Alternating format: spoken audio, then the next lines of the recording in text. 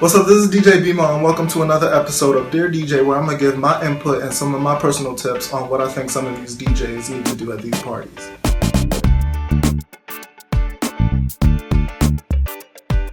Now, I finally just got a fresh haircut and everything, so I got rid of that old snapback that y'all been seeing the past couple weeks.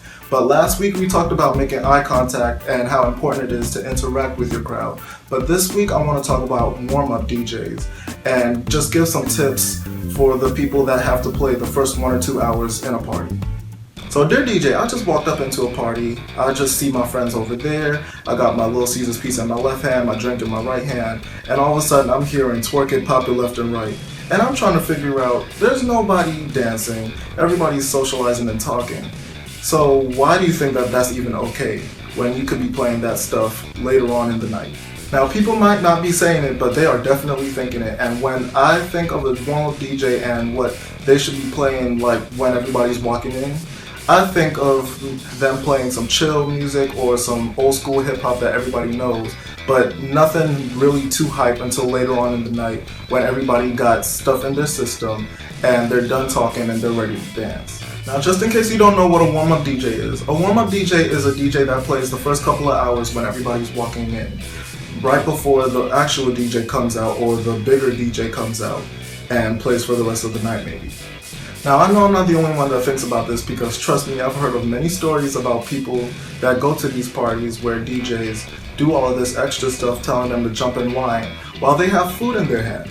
I mean, if you think that people are going to drop their food just to please you and to do what you say, then you're crazy, because I wouldn't even do that. 9 out of 10 times when people walk into a party, they're going to go to the food section, then talk to their friends, and then do all the extra stuff before they actually get into the mood to party. So you have to play music to facilitate that. Now, you have to think about this. If you play all your hits during the first 2 hours or so, then what are you going to play for the rest of the party? I mean, it's all well and good to play the old school, then new school, then back and forth and whatnot, but at the same time, too much of a good thing can ruin you. Meaning that if you play all old school, then that is just not going to work because they're waiting for some new stuff as well. Some stuff that they might not have even heard of, you know? Once a DJ starts running out of music, he or she has one of two options. Either changing the genre into another genre that has more top hits, or doing one of my biggest pet peeves, which is playing a song over.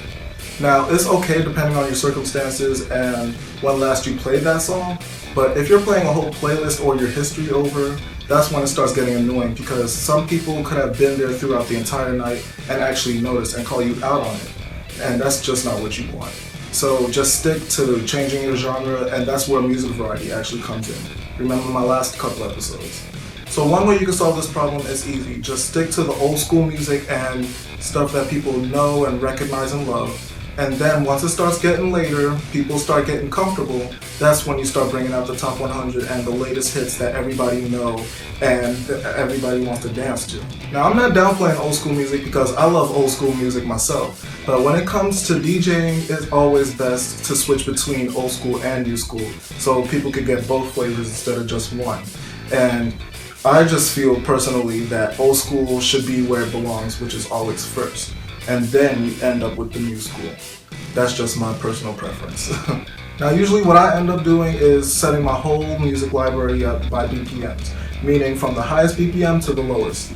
And the higher BPMs are usually the faster paced music and the music that everybody dances and twerks to and whatnot.